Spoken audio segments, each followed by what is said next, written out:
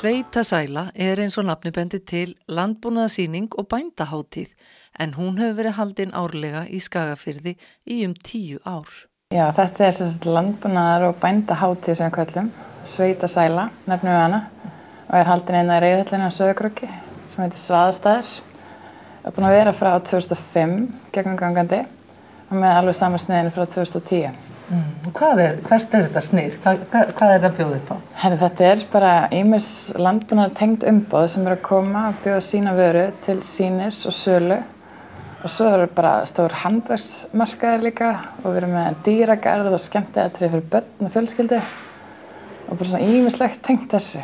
Og við erum búin að fá Landbúnaðarháskólann og Hvanneyri til að koma og kynna menntunarhliðina og véla umboð. Alla hliðar á landbúnaði bara koma saman. Þannig þetta svona konfettkassi fyrir bændur og bólið eða hvað? Og bara alla sem vilja hafa skemmtilegan dag. Það ókeypis inn og allir getur að komið og kíkt á markaðinn, sýnt krökkunum dýrin og...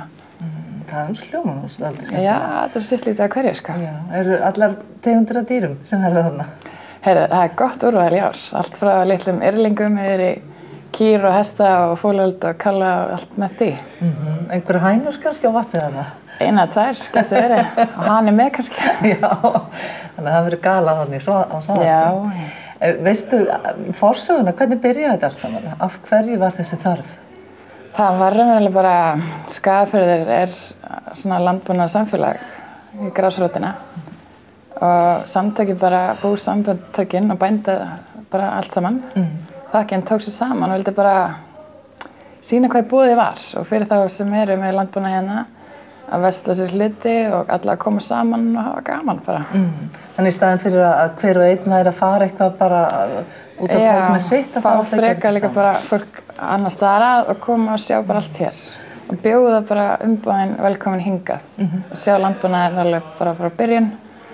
Og svo þetta líka svolítið þróast út í það að bjóða bara ferðamannin líka að koma og sjá íslenska landbúnaðinn. Þar sem við erum bæði líka með opið bú á sunnudeginum, alls staðar í firðinum segja. Þannig að þetta sem sagt, fyrst á laugardeginum þetta sýningin sjálf? Já, og svo sunnudeginum opið bú. Já. Og eru það öll bú eða valin bú eða hvernig það? Þetta eru valin bú og við tökum eitt frá hverri búgrein.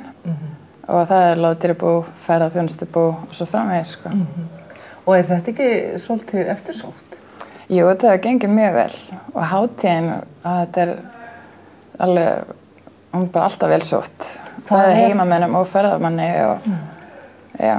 Hvað erum við að tala einhver 1000 sem koma? Einhver 1000, já. Já.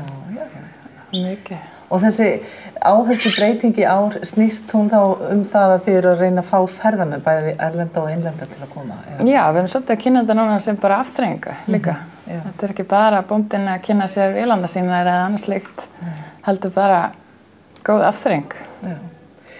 Við sitjum hérna inn í gestastofu Súturáns þar sem þú ræður ríkjum og allt þetta úrval af litum í roðum. Verðið þið þarna á svæðinu? Já, við ætlum að vera í fyrsta skipti með bás þarna og kynna bara sjávarleður verksmiðjun okkar og gestastofu Súturáns. Þannig að það verður bara mjög skemmtilega viðbútt. Hvað heldur að sýnendur verði margir svona? Við getum verið að tala um svona 20 til 30 sýnendur í ár, vonandi. En það ennþá í boði að syngja og taka þátt. Já, bara að gera. Já. Og það það bara að skella sér í Skagafjörðinn og koma helgina. Skella sér í Skagafjörðinn. Það alltaf góð hugmynd að gera það. Gangi ykkur vel og takk fyrir það. Já, takk fyrir.